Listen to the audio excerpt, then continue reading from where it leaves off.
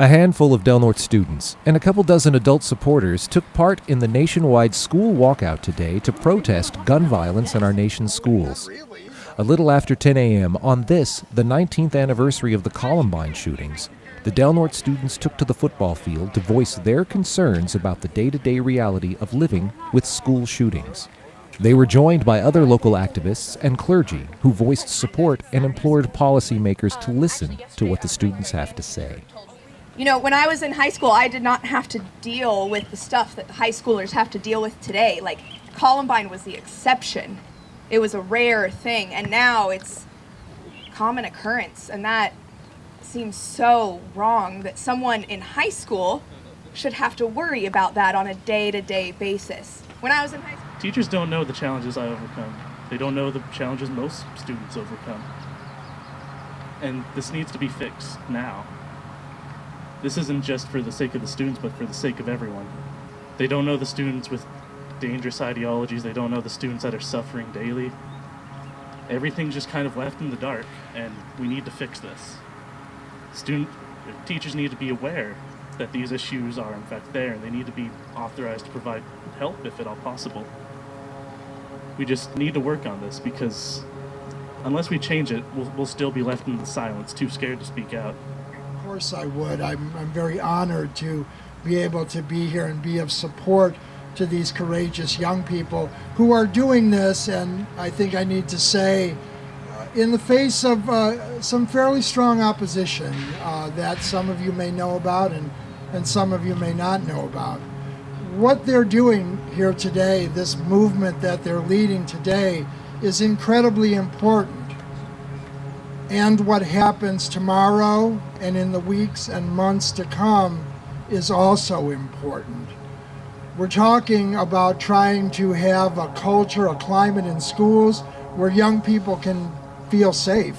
I happen to be able to hear a number of young people talking the other day about how during a drill they get taken out to a field, and because there's a bunch of bushes and trees there, there's legitimate fear that someone could open fire on them from these bushes and trees.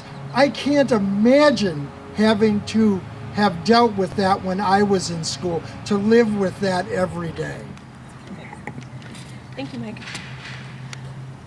So, my name is Avi. I'm a high school senior. I've been in this school district my entire life, and I've been through those drills that he talked about. I've been through them, I can't even say how many times. A lot.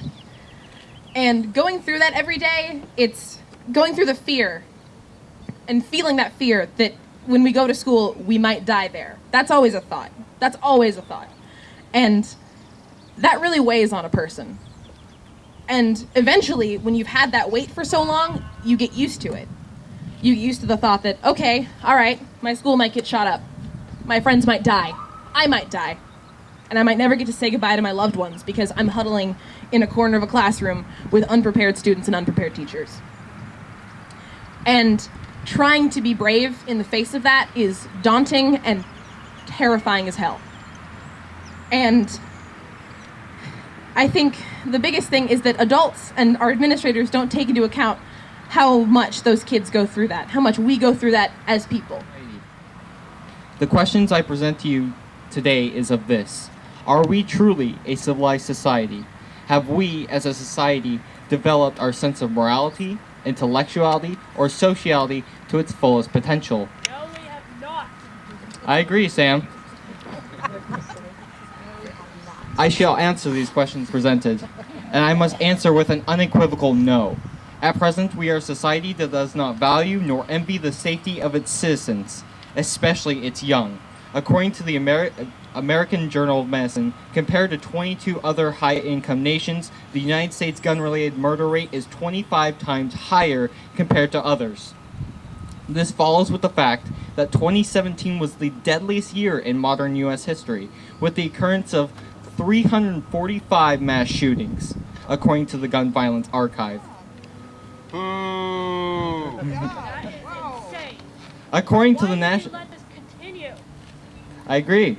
Here comes the sun, doo-doo-doo-doo. Here comes the sun, and I say it's alright. Little darling, it's been a long, cold, long I think that these kids are doing something that's really important, and it's important for us as adults to support them in their endeavors and really know that they are the now, not just the future, and that their voice matters too. It's really important. They're taking charge and leading a movement to improve the situations in their lives and for our community as a whole. And having an opportunity, being invited to help support that is something that I feel honored and grateful about doing. After the rally, the students and their allies marched up Washington Boulevard to Northcrest, where the rally concluded with a festive flourish of song and supportive car horns. Delnord High School administrators, though generally supportive, explained after the rally that attendance by students was deemed by the school district to be an unexcused absence, and any student taking part in the walkout could face Saturday school as a consequence. An automated call to this effect went out to all parents the previous day. And while this policy may have greatly impacted attendance of the rally and march, there's little doubt that the rally organizers and their supporters managed to get their voices heard.